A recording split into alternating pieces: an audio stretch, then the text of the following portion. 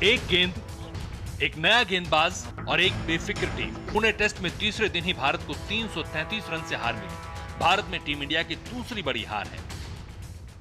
4 साल 2 महीने के बाद भारत अपनी सरजमी पर टेस्ट हारा। 12 साल 4 महीने बाद ऑस्ट्रेलिया को हिंदुस्तान में जीत नसीब हुई तो 19 टेस्ट लगातार न हारने का सिलसिला भी टूट गया।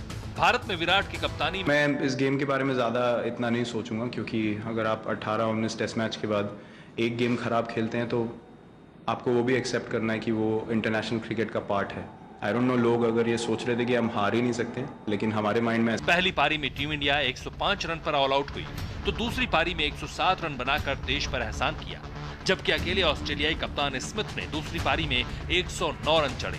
दोनों पारी मिलाकर विराट की टीम सिर्फ 78 ओवर ही बल्लेबाजी कर सकी। स्टीव ओकीफ ने पहली पारी में 35 रन देकर 6 विकेट झटके। दूसरी पारी में भी उनका स्कोर कार्ड यही रहा। भारत में किसी भी गेंदबाज का दूसरा सर्वश्रेष्ठ प्रदर्शन है। जिनका कम घुमा है वो विकेट्स ले गए और जो बॉल ज्यादा घुमा रहे थे वो विकेट नहीं ले पाए।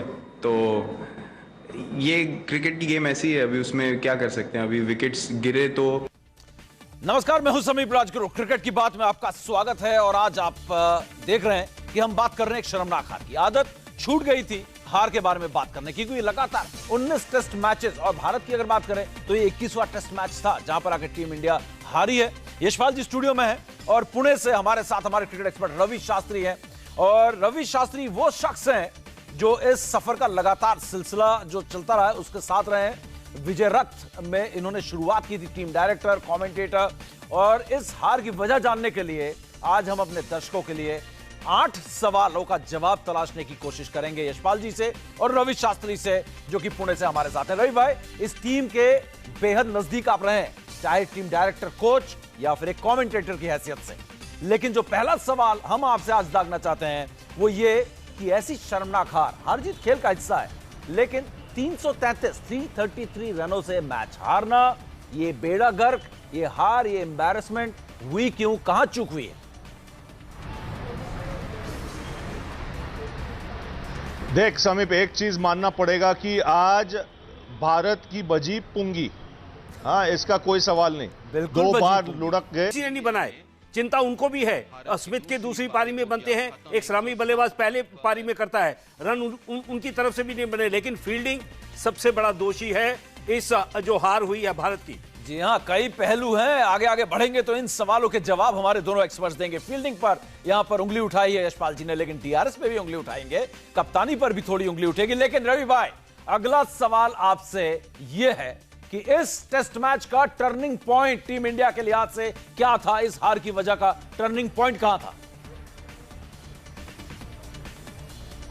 मेरे ख्याल में ये मैच फिर गया पहले दिन पे जब इंडिया ने सेकंड न्यू बॉल लिया। मेरे ख्याल में रुकना चाहिए था, क्योंकि बॉल रिवर्स हो रहा था। नंबर 9, 8 और 9 बैट्समैन, सॉरी, नंबर चुका था, बॉल टर्न भी हो रहा था। और मेरे ख्याल में वो 50-60 रन जो ऑस्ट्रेलिया ने बनाए वो पहले दिन शाम में, उससे बहुत फर्क पड़ा। क्योंकि अगर ऑस्ट्रेलिया 210, 215 के करीब आउट होते थे, फिर भी आप सोच सकते थे कि इंडिया मैच में थे। लेकिन एक बार ऑस्ट्रेलिया ने 250 कर दिया, वो 50 रन का बहुत फायदा हो गया। जी यशपाल जी, छोटी सी प्रतिक्रिया आपसे। राजगुरु, हमारी बात की पुष्टि कर दी है रवि ने। अगर देखें तो 2 विकेट लगातार ली थी उमेश यादव ने पुरानी गेंद से। अचानक नया गेंद लेना, वही जो रवि ने कहा कि वो टर्निंग यहां पर कप्तानी पर सवाल उठ जाते हैं कि विराट की रणनीति में थोड़ी सी कमी यहां पर आई। लेकिन रवि भाई, आपसे बात हुई थी मैच से पहले और हमारे जो क्रिकेट की बात शो देखते हैं उनको ये पता था कि जो हमारे एक्स फैक्टर हैं विराट कोहली, आपने खूब साफ शब्दों में कहा था विराट कोहली आउट तो सच है, जिसका सामना टीम इंडिया को करना चाहिए जल्दी से जल्दी। बिल्कुल, और मेरे ख्याल में करेंगे, क्योंकि उनको चोट पहुंचा होगा ये मैच हारने के बाद। एटीट्यूड से सोचना चाहिए। ये भी सोचना चाहिए कि एक मैच के बाद वर्ल्ड नंबर 1 टीम सबसे खराब टीम नहीं हो सकता। मतलब आपने 2 दिन खराब क्रिकेट खेला, ठीक है, हो जाता है।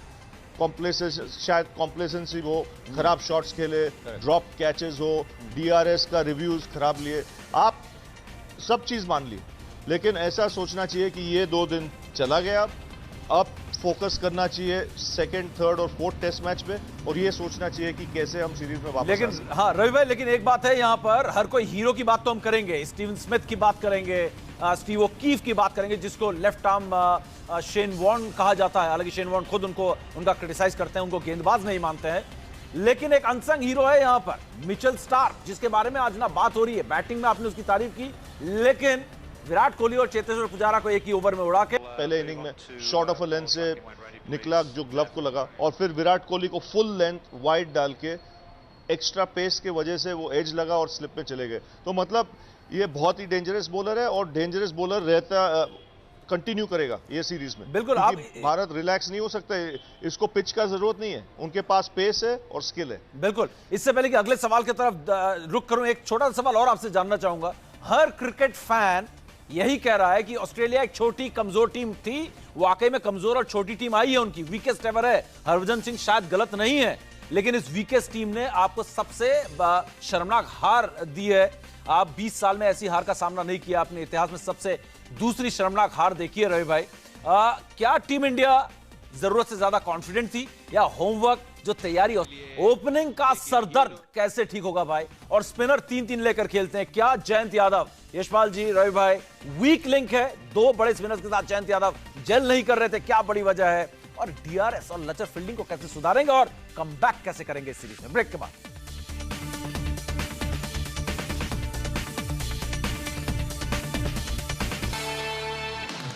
रवि भाई, सवाल बहुत बड़े हैं जिनका जवाब बहुत बड़ा हो सकता है, लेकिन आपको छोटे छोटे जवाब देने हैं। एक तो ओपनर्स नए ला नहीं सकते, इन ओपनर्स को सुधारे कैसे, इस सरदर्द को मिटाए कैसे? और दूसरा, ऑस्ट्रेलिया के स्पिनर्स, एक डेब्यूटेंट स्पिनर आता है 12 विकेट ले जाता है, कुल 17 विकेट ले जाते हैं। क्या इनके स्पिनर्स इतने ही खतरनाक हैं जितने दिख रहे हैं, या इस पिच पे ज्यादा खतरनाक दिख गए? मेरे ख्याल में ये पिच के वजह से ज्यादा खतरनाक दिख रहे हैं, क्योंकि अगर आप स्टीवन ओकीफ को देखेंगे, वो ज्यादा स्पिन नहीं कराते हैं बॉल, लेकिन उसका स्ट्रेंथ क्या है? उसका स्ट्रेंथ है एक्यूरेसी, और उन्होंने बहुत ही अच्छी कंट्रोल के साथ डाली बॉलिंग, और ज्यादा वेरिएशंस के चक्कर में नहीं थे। फोकस और एम्फोसिस था कि मुझे टप्पे पे डालना है और पिच को करने दो जो करना है। और ओपनर्स का सरदर्द कैसे मिटाए रवि भाई? छोटा सा जवाब इंडिया के लिए। नहीं, ओपनर एक टेस्ट में नहीं किया है, उसका मतलब थोड़ी हर टेस्ट में नहीं करेंगे। नहीं रवि भाई, जो स्टैट्स हैं वो हर टेस्ट में ओपनर्स लगातार फ्लॉप हैं, हमारे ओपनर्स लगातार फ्लॉप हैं, तो ये एक बहुत बड़ा चिंता है। कौन, अरे कौन है रिजर्व में जो जिसको ला सकते हैं? तो एक्सपीरियंस के साथ खेलो, एक आध मैच में, अगर हर मैच में पार्टनरशिप हो तो फिर दूसरा ओपनर देखने के लिए जरूरत ही नहीं है 2 साल।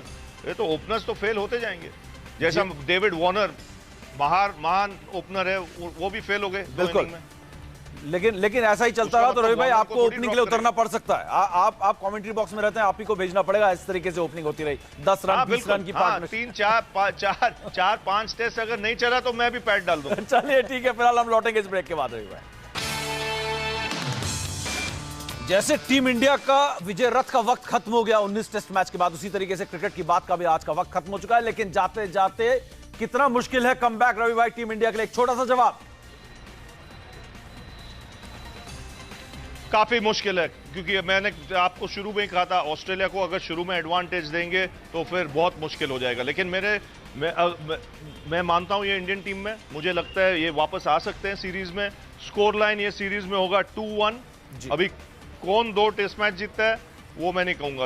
ऑस्ट्रेलिया भी जीत सकता है 2, इंडिया भी जीत सकता है 2। बहुत 2-1 जबरदस्त जवाब दिया यहां पर रवि भाई। इससे ही पता पड़ रहा है कि सीरीज कितने टक्कर की होने वाली है, लेकिन टीम इंडिया को शर्मनाक हार का बदला लेना होगा बेंगलुरु में। बहुत बहुत शुक्रिया रवि भाई, आप हमारे साथ जुड़े और इस पूरे मैच का विश्लेषण किया। यशपाल जी, आपका भी बहुत बहुत शुक्रिया।